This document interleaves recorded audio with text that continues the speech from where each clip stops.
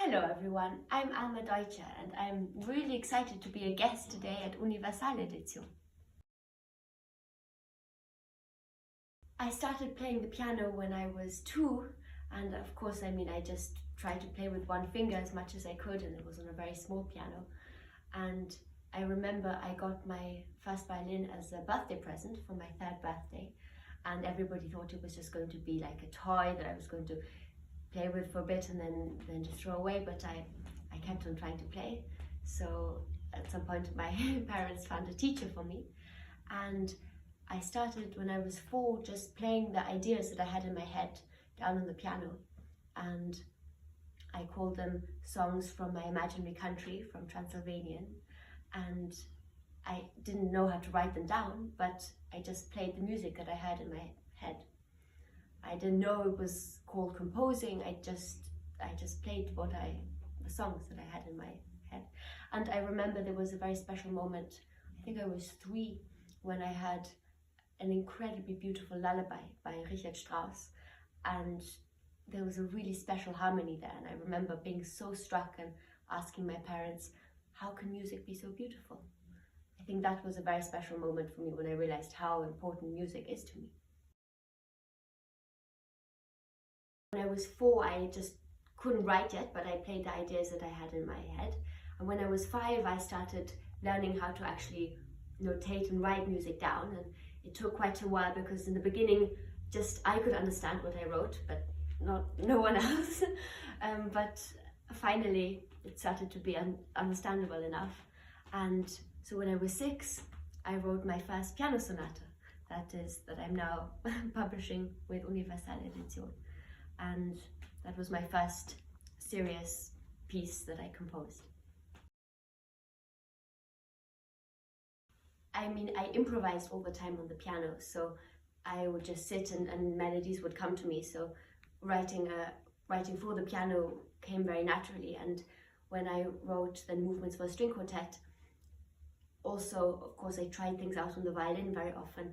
I think my inspiration for Summer in Monse was that I'd read a novel about Mozart's sister, Nannerl, and where she secretly tries to write a symphony, despite everybody telling her that she's a girl, so she can't compose. And so I also wanted to write a symphony.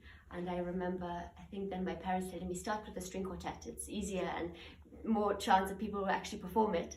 So I started with that movement, Summer in Monse. I've had very many amazing musical experiences, and one of the most exciting things for a composer is to see your work that you've imagined coming to life, and especially if it's an opera.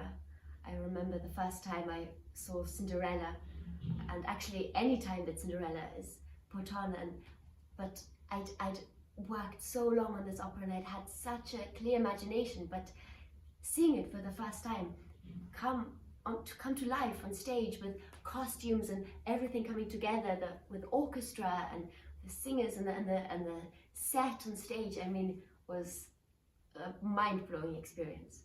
And the first time was in Vienna, and then in California, and actually was an amazing experience just recently, where I was conducting Cinderella in California, and really being a musical director, and being able to work directly with the orchestra and with the singers. It was really a very exciting experience.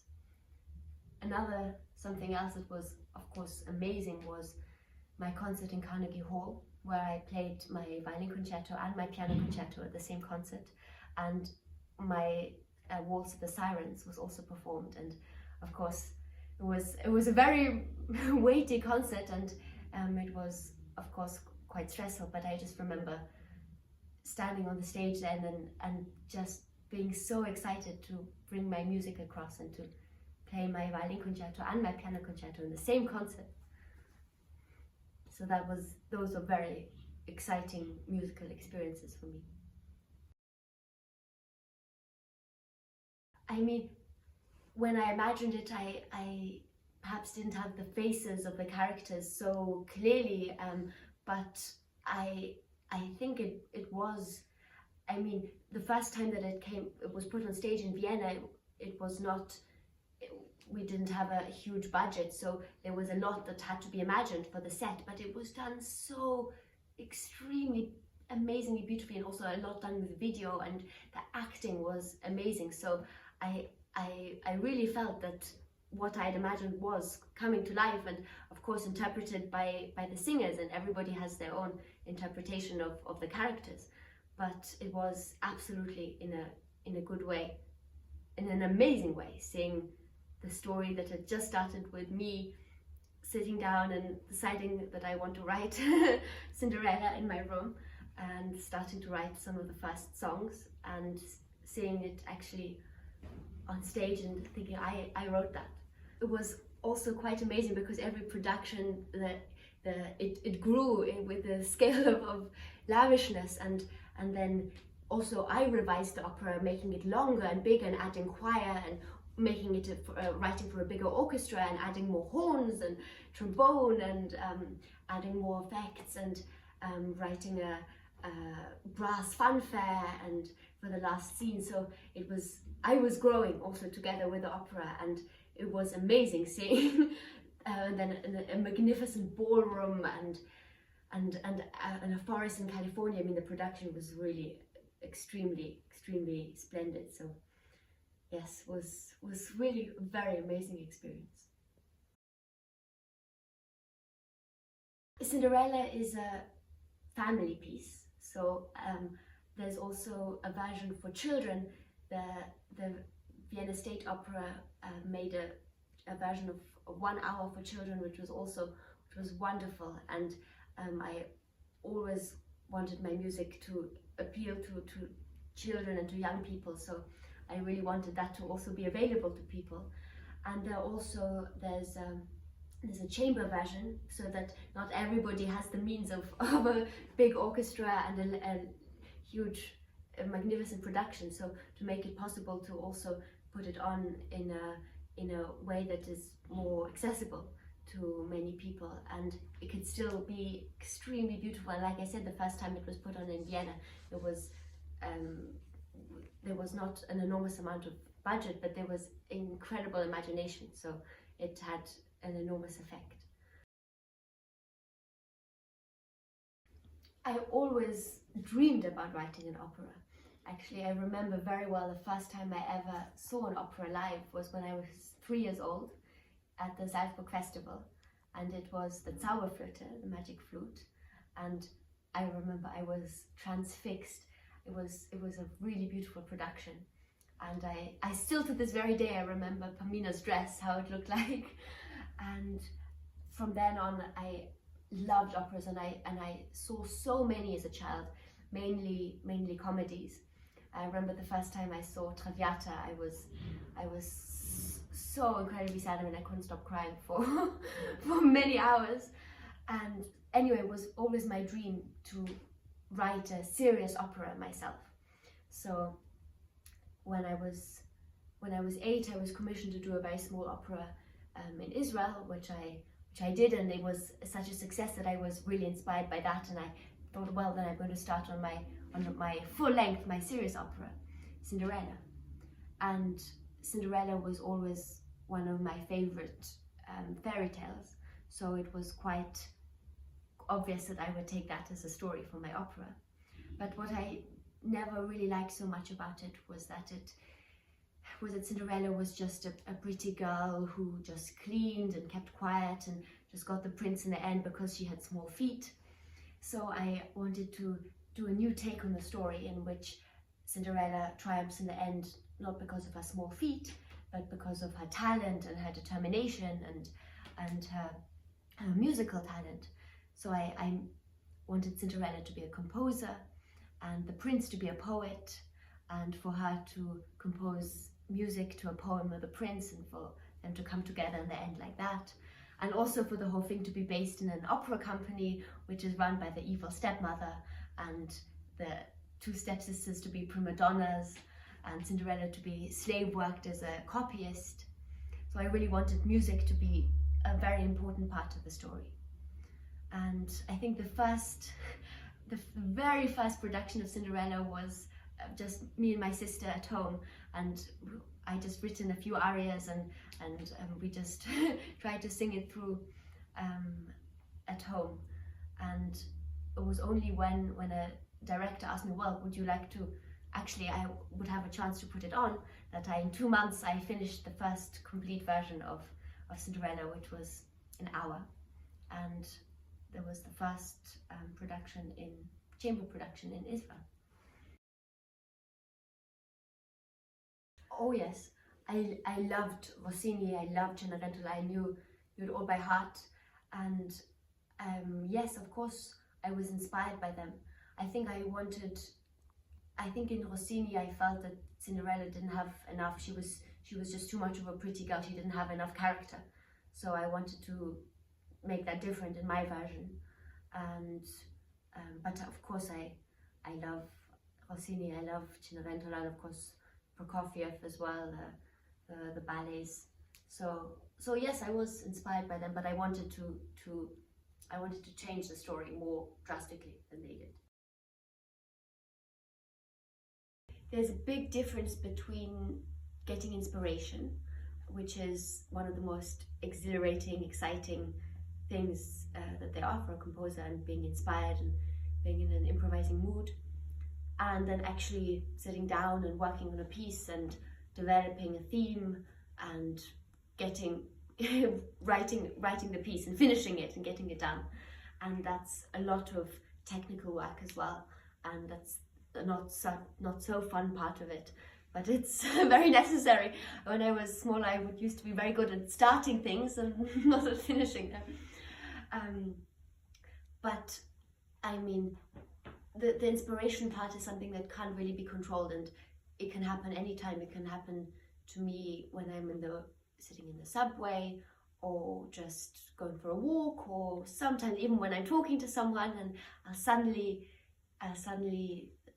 get some inspiration or some melody, or I'll hear just the ending of something that I've been working on, and then, for instance, if it's an orchestral work, then also orchestrating it takes a lot of time, and that's very technical also, and that requires a lot of, it's not inspiration, it requires really a lot of concentration and work and time.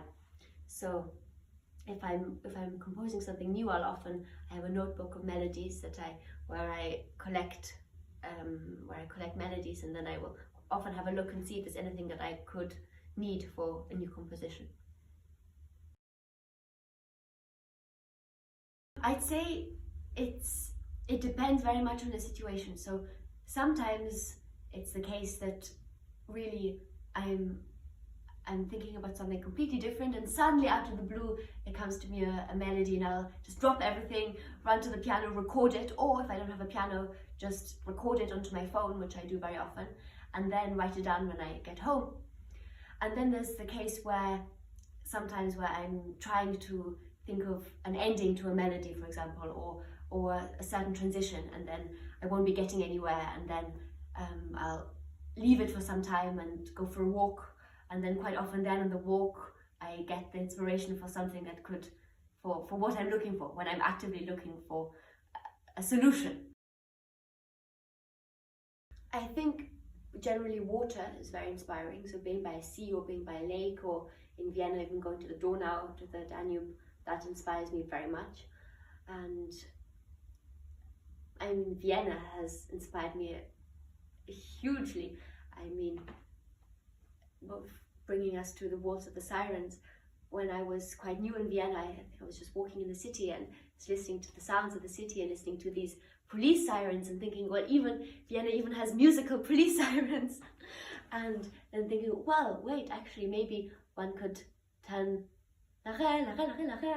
maybe one could turn that into a waltz. I was just getting excited with the whole idea of the waltz, just coming to Vienna and discovering all this wonderful Viennese tradition, and then I started to get really excited about this idea of turning the Austrian police sirens into a waltz, and then also taking the wailing sirens in America, and generally the sounds of the city and the beeping of the doors of the subway and the bus closing, and then I thought I could also do a waltz on the Wachau, so the sounds of the water, and I sort of imagined the Danube meandering between apricot orchards and castles and vineyards, and so I tried to take all these sounds and really turn them into a piece. So I had this idea to start with the introduction, where we hear the stressful sounds of a busy street.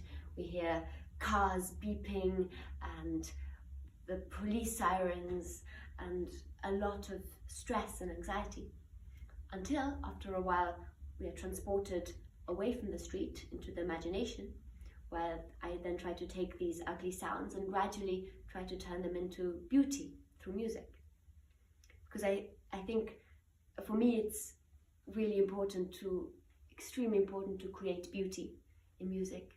And so I thought I could try and take even the ugly sounds of the modern world and turn them into something beautiful through music.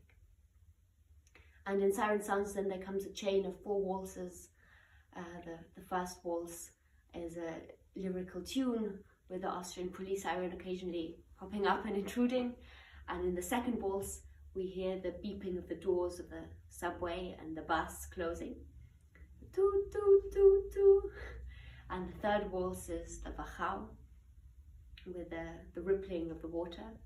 And then the last waltz is all based on the Austrian police siren. The whole theme is based on the on the siren. I didn't grow up in London. I didn't grow up in a city. I grew up in the countryside, so already just to be in a bustling city was actually quite new for me. And so I was immediately inspired to take the sounds around me and try and turn them into music. I mean, in the countryside, I was surrounded by, I had a lot of space, birds, the sounds of birds, and quiet, which enabled me to concentrate very well and to be able to have the time to compose and to be inspired. But it was a very new experience moving to Vienna when I was 12 and being surrounded by all this hustle and bustle. I think if I need to finish a piece and I just need to concentrate and just get a piece done, or like orchestrate an opera, then it's best to be in a place with not so many distractions. So it's quite often good to be in the countryside where you just really, there's not so much else to do, so you just really sit down and you finish what you have to do. And but on the other hand, in Vienna, the musical world is just so amazing. I mean, look at the program of the Musikverein and the Konzerthaus and the opera, the state opera and the Volksoper. So there's so many places to get inspiration from that I think it's very different. It depends on what you want to compose. I think Vienna is an amazing place to be inspired. For me, it's incredibly special because the walks that I go for, I know these are the walks where Beethoven composed his Evoica, and this is what he would have seen, and I'm going in the footsteps of and Schubert, and I mean, it's really incredible. I don't think there's any other city that just has that history, that musical history. So that's incredibly inspiring, of course, just to walk in the vineyards and think this is where Beethoven would have gone. I would tell all young musicians who love music and enjoy playing that it's not about just playing everything perfectly and having amazing technique, but really about enjoying the music and about bringing the music also to the audience and enjoying yourself. I mean, I was never nervous as a child before a concert, because I knew it wasn't about being perfect. I knew it was about just playing as beautifully as I could and having fun and enjoying myself. And for young composers, I would say, don't just listen to your own voice and really compose what you want to compose, and don't be influenced by what other people want you to do, but really always just think what inspires you, and don't worry too much about trying to be incredibly original and writing something that is not similar to anything else, because that will not lead anywhere actually, because everything comes from somewhere. So try and just be inspired by all the amazing things that have come before us, and to do something new with that. And yes, everybody has setbacks, so don't get immediately discouraged. But if you love composing, then it's extremely rewarding to see your music being performed. I studied conducting at the MDV at the university, which I'm loving very much, also because it's surrounded by so many interesting people and colleagues and teachers, so it's great fun. And I've also had the luck to already been able to conduct many concerts. Also, I wanted to be a conductor because I wanted to be able to interpret my own orchestral music like I would on the piano, and to be able to work directly with the musicians and really hear exactly what I had imagined in my mind. So conducting my own work is incredibly satisfactory, really getting exactly what you imagined in your mind. And a lot of conducting is so much of conducting is experience. I have very much the luck that I've had many opportunities to be able to conduct my music. My knowledge of conducting actually does affect my composition quite a lot when I'm writing for orchestra now, and writing also from the point of view of a conductor. I'm thinking, okay, well, if I write it like this, it would actually save me, if I'm conducting, it saved me a lot of time and rehearsal. Or just, I would sometimes write for instruments differently, because one just knows more about them, and one is much more in direct contact with the musicians. And also, of course, conducting helps enormously for orchestration and really seeing what works in practice, and things that one can experiment with and can try out. So many composers were also conductors, and I think there's a good reason for that, because also I love performing very much. I wouldn't just want to just compose at home and then for it to be completely taken out of my hands. So it's a way of performing my own works. So many composers actually, starting from Pergolesi, from Gluck and Pergolesi to, of course, to Mozart, Haydn, Schubert. Very much, I absolutely am very close to Schubert. Beethoven, Tchaikovsky, Dvorak, Mendelssohn, also Prokofiev, and Shostakovich, and Richard Strauss very much, and Johann Strauss, especially now that I'm in Vienna and so much in his waltz tradition. And then later, I mean, Irving Berlin, Cole Porter, Jerome Kern, I love their music. So the golden age Hollywood musicals, Rodgers and Hammerstein, Paul McCartney. So it's a very wide range. I mean, I think for me, I personally love melodic music with strong, beautiful melodies and beautiful harmonies. For me, melody and harmony is probably the most important aspect of music. People love melody, actually, and I think that's the essence of music. If you leave that, it's a bit like having sauce without anything inside.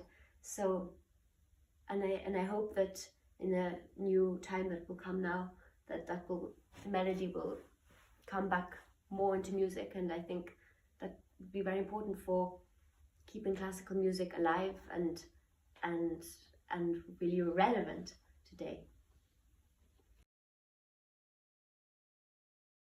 I have a commission to write a short ballet, which is very exciting. So that will be one of my next projects for. So I'll definitely want to publish that with Universal, and then another orchestral work that I want to write is a symphonic poem, and I've actually already started. That's also very exciting. It will take a bit of time, but that will also, I think I would definitely want to publish. And also a musical, which will be based on my second opera, and which I'm working on now a lot. It's also a very exciting project, quite different from everything, from the rest of the music that I'm writing. And so those are I'd say those are my future projects. So I'll be quite busy and writing down my piano sonata.